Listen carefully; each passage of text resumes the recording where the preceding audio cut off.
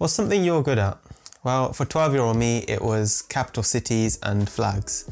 I used to have, I probably still do, I guess, to some point, a kind of eidetic memory, not quite Mike Ross levels, but I was able to remember small details of insignificant things, and that just stayed in my memory. So I was a nerd like that, like stats, mental maths, flags, capital cities. That was my jam, and because of that, I ended up choosing geography at GCSE over history. And I know you're thinking, where the hell are you going with all this? Well, I just know that if I could turn back time to the good old days, then I'd probably choose history over geography. I mean, who really wants to be learning about landforms when you can learn about badass people like the Vikings? Although one thing that geography did teach me is that the Scandinavian countries do rank very highly in the Human Development Index, which is sort of an indicator for quality of life. So yeah, I figured I would head over there, try and get a bit of a history lesson, and yeah, check it out. So yeah, I know you weren't here for all this waffle, so just skip forward 10 seconds. Yeah, no, seriously, just skip forward.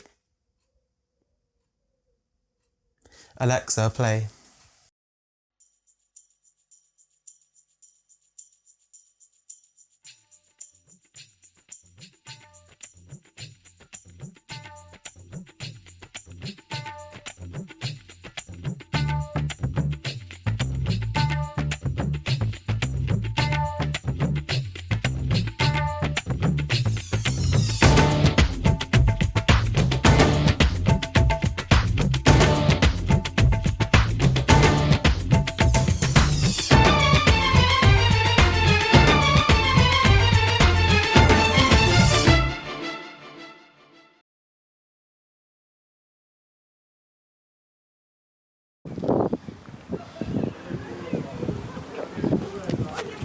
Something which I came across in my research, and has definitely turned out to be true, is it's very expensive to exist in Norway, especially for people from other countries which aren't socialist, and where the people don't get well paid like they do here in Norway. Yeah, so because the labour costs are so high, and I guess that contributes to the high quality of life that people have here, things just do end up costing more for tourists. It's probably quite affordable. It's probably quite affordable for the people that actually live here, relative to their income. Yeah, I'm sure the I'm sure the economics bros can clarify it a bit better than I did, but it's probably something to do with maintaining the economy or avoiding inflation or some nonsense like that. But let's talk about how much it costs to feed a human in this place. It's happened again.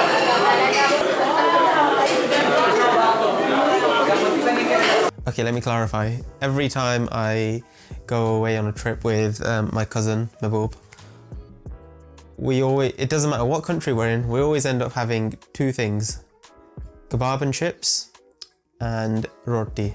Like, we are just the classic stereotype of brown people going away on holiday. We have to have our Indian food.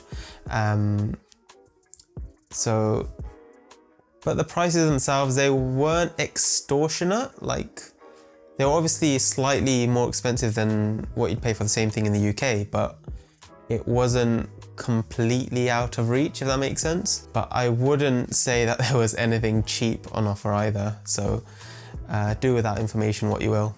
And I can't complain, to be fair. Like, the food was spectacular. So yeah, Norway, you've done good on food.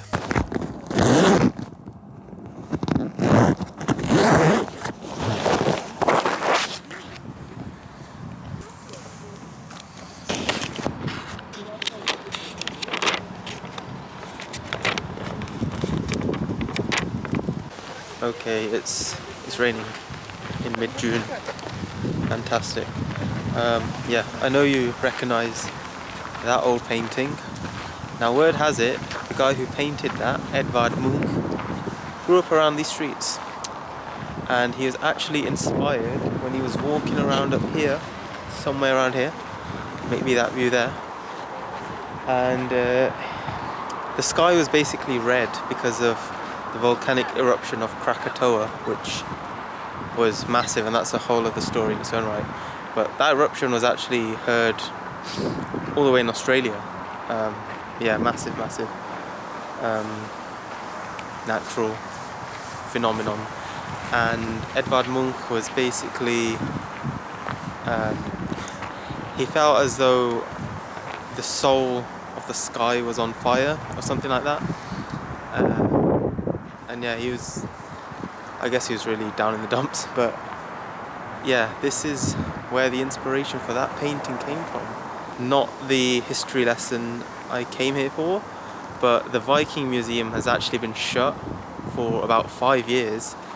They're doing a whole revamp, and I think it's probably going to be Norway's major tourist attraction. I guess they're really trying to sell that Viking identity to the global audience. So that I'm pretty excited for that. I know it's 5 years away, so maybe I'll have to come back here. But yeah. Okay, excuse my French, but it has been absolutely pissing it down today. It's actually been sunny all week in Oslo, and it's going to be sunny again as soon as we leave. But yeah, I guess we've just brought the UK weather with us. Having said that though, the rain it's not as bad or as horrendous or depressing as like the rain we get in the UK. It's still warm, so it's just kind of chill, which is kind of nice. It's not going to stop me from doing a few Viking missions.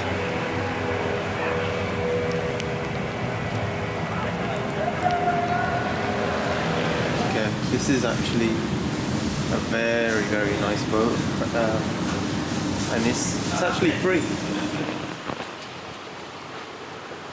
Okay, I know I said Norway's quite expensive, but this bit's quite affordable.